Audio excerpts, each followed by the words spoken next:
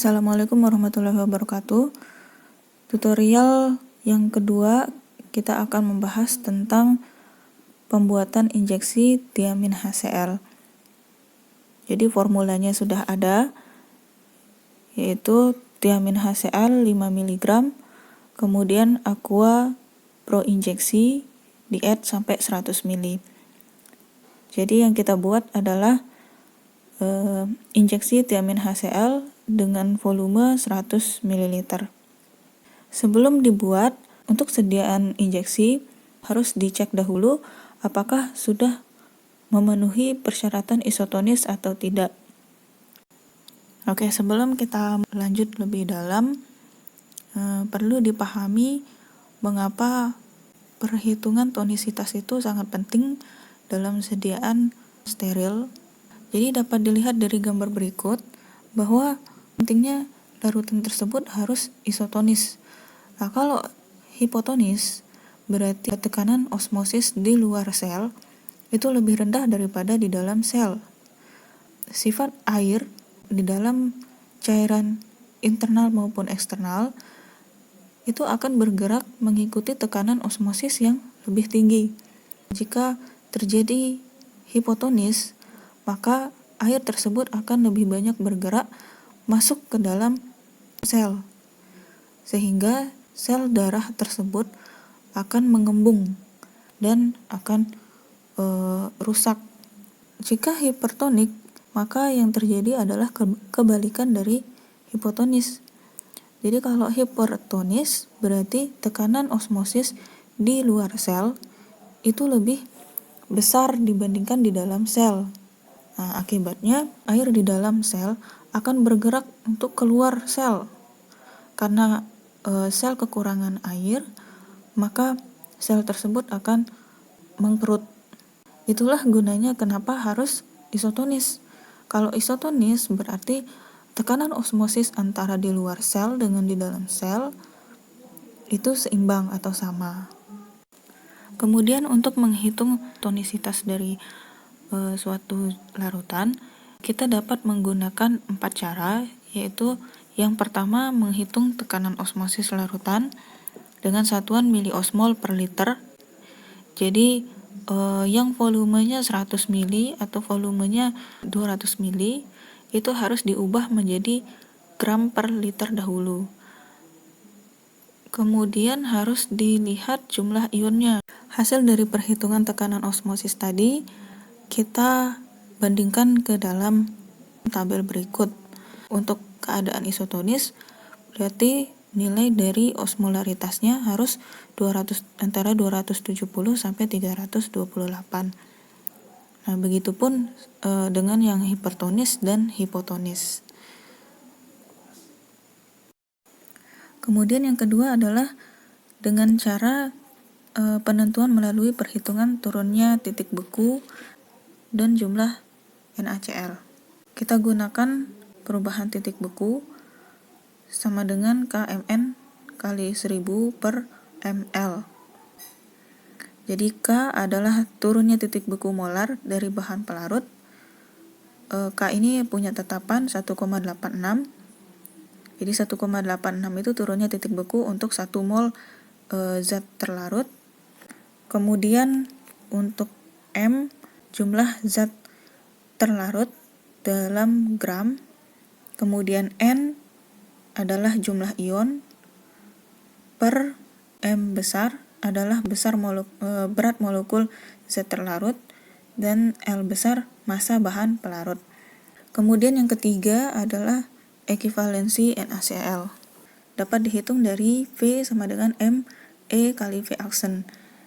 Jadi V adalah volume larutan bahan obat isotonis yang dicari dalam mililiter. Kemudian M massa bahan obat dalam gram yang akan dibuat. Kemudian yang E ekivalensi dengan NaCl. Yang E ini bisa kita cari di farmakope 4. Kemudian V aksen adalah volume larutan isotonis dalam mililiter yang mengandung 1 gram natrium diklorida. Jadi V aksen ini punya ketetapan 111,1 ml. Kalau 0,9% NaCl dianggap sebagai cairan isotonis, berarti kalau untuk 1 gram NaCl dihitung dari perhitungan dengan cara perbandingan, berarti volumenya adalah 111,1 ml. Kemudian yang keempat, dengan cara faktor disosiasi. Kalau faktor disosiasi ini lebih banyak digunakan untuk komposisi yang mempengaruhi tonisitas lebih dari satu. Jadi komponennya lebih dari satu. Nah, itu biasanya kita pakai faktor disosiasi. Nilai F bisa kita pakai ini. Jadi nilai F-nya tergantung apakah zat tersebut terdisosiasi atau masuk dalam asam lemah atau basa lemah atau dalam bentuk garam. Nah, itu punya nilai tersendiri. Kemudian A adalah konsentrasi dalam gram per liter, kemudian M adalah berat molekul. Oke, kita kembali ke formula tiamin HCl 5 mg dalam 100 ml aqua pro injeksi. Untuk menghitung tonisitasnya, kita gunakan dengan rumus osmolaritas. Oke, langkah pertama yang kita cari adalah apakah dari formula tiamin HCl ini sudah memenuhi isotonis atau tidak. Nah, kita hitung dengan menggunakan rumus tekanan osmosis. Nah, sebelum dimasukkan angka-angkanya ke dalam rumus miliosmol, konsentrasi dari tiamin HCl di formula kita ubah dahulu menjadi dalam bentuk gram per liter. Nah, jadi 5 mg per 100 ml. Untuk langkah-langkahnya diubah aja dulu miligram menjadi gram. Jadi 5 mg sama dengan diubah dulu, berarti 5 mg sama dengan 0,005 gram karena kita bagi 1000. Jadi 1 liter sama dengan 1000 ml. Nah, untuk 100 ml ke 1000 ml berarti kita kalikan 10. Kalau kita kalikan 10 di bagian mililiternya, berarti di bagian gramnya juga kita kalikan 10. Nah, awalnya yang 0,005 mg dikali 10 menjadi 0,05 gram. Nah, ini bisa dicoba sendiri untuk konversinya. Kemudian dari 5 mg per 100 ml berubah menjadi 0,5 gram per liter. Kemudian untuk BM-nya ini bisa dicari di banyak literatur. Jadi BM tiamin HCl adalah 337,3 gram per mol. Kemudian untuk N-nya, nah untuk N ini jumlah ionnya. Nah, maksudnya adalah berapakah jumlah ion yang akan terdisosiasi dari tiamin HCl ini ketika dimasukkan ke dalam air. Jadi kan karena pelarutnya adalah air.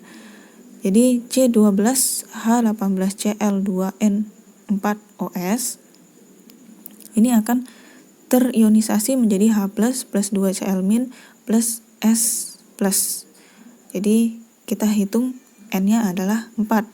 Nah, di sini ada 2 Cl-, berarti di sini ada 2 Cl. Kemudian tinggal dimasukkan miliosmolnya berapa, dihitung dan didapatkan jumlahnya adalah 0,0593.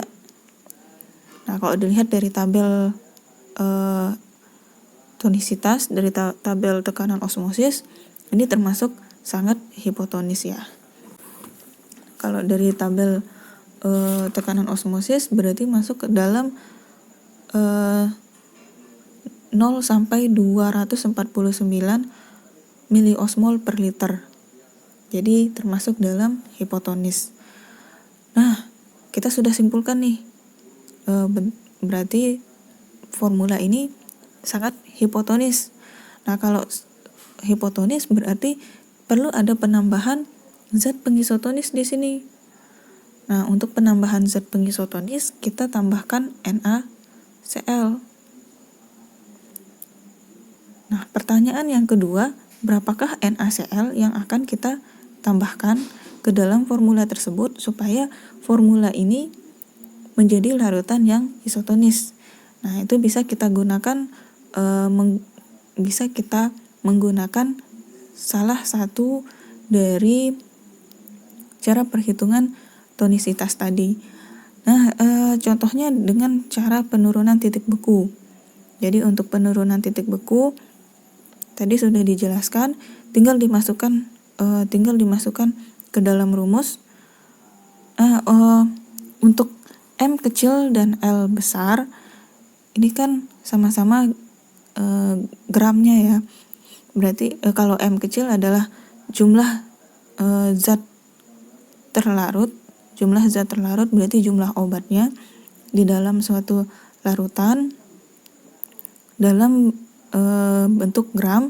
Kemudian yang L besar itu adalah gram pelarut yang ada dalam larutan tersebut. Nah, karena pelarutnya adalah air, jadi air itu karena massa jenisnya sama dengan 1, berarti 100 ml adalah sama dengan 100 gram. Ini kalau airnya murni. Nah, ini kita anggap airnya murni karena aqua pro injeksi. Jadi aqua pro injeksi itu termasuk air yang murni. Jadi yang ini nggak perlu dihitung lagi. Kalau misalkan pakai air murni. Nah, jadi tinggal dimasukkan saja. M-nya adalah 5 mg diubah menjadi gram. Kemudian yang L besarnya berarti 100 gram dikurangin 5 mg tadi. Kemudian juga bisa dibuktikan dengan rumus yang lain, misalkan faktor disosiasi. Untuk faktor disosiasi berarti tinggal dimasukkan semua angkanya. F dari tiamin HCl.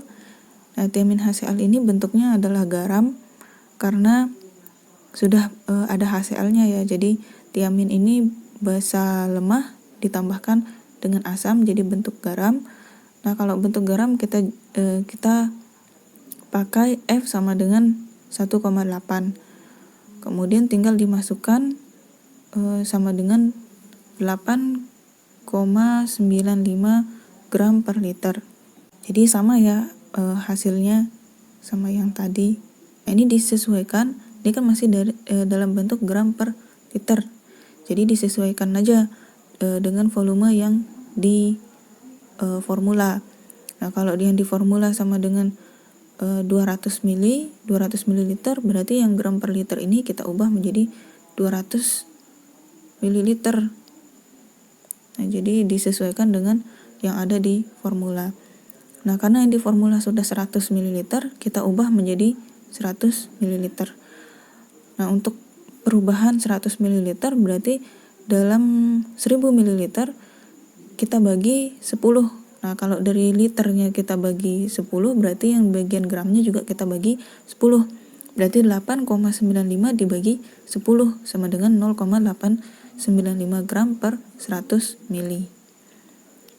Nah, ini bisa kita konversikan dalam bentuk persen karena per 100 mili. Jadi persen itu berarti per 100 mili atau per 100 gram. Kesimpulannya adalah dari formula tersebut sangat hipotonis sehingga dibutuhkan penambahan zat pengisotonis yaitu NaCl sebanyak 0,895 gram. penimbangan bahan. Jadi tiamin HCl 5 mg tetap, HCl 0,89 gram, kemudian Aqua Pro injeksi ingat di add 100 ml. Kemudian untuk cara kerjanya sesuai dengan prosedur yang ada di buku petunjuk praktikum. Jadi sebelum dimulainya dispensing, semua alat dan bahan kita sterilkan sesuai dengan prosedur pada percobaan pertama. Untuk dispensing, langsung aja untuk dispensingnya. Jadi kita pakai labu takar 100 ml. Di labu takar ini masukkan NaCl dengan tiamin HCl, kemudian di add sampai tanda batas 100 ml. Nah, jangan lupa ada penambahan 10% ya tadi. Jadi penambahan 10% itu tetap kita tambahkan setelah di add sampai tanda batas, kemudian ditambahkan 10 ml lagi setelah semua komponen masuk, yaitu tiamin HCl dan NaCl sesuai dengan penimbangan bahan perhitungan tadi. Setelah masuk semua, setelah dilarutkan semua, baru ditambahkan karboabsorben sebanyak 0,11 gram. Digojok, kemudian disaring dengan kertas saring, disaring berkali-kali sampai benar-benar jernih. Nah, setelah didapatkan larutan yang jernih, maka dimasukkan ke dalam wadah ampul yang sudah ditara. Jadi ampul tersebut sudah harus ditara 100 ml. Nah, sesuaikan aja nanti volumenya sampai 100 ml tersebut. Ditutup dan disterilkan dengan autoclave dengan suhu 110 derajat Celcius selama 30 menit atau 120 derajat Celcius selama 20 menit. Nah, setelah itu baru kita evaluasi pH, kebocoran, partikel, kejernihan, dan keseragaman volumenya. Evaluasi ini dibuat dalam bentuk tabel yang disajikan dalam pembahasan pada laporan resmi nanti.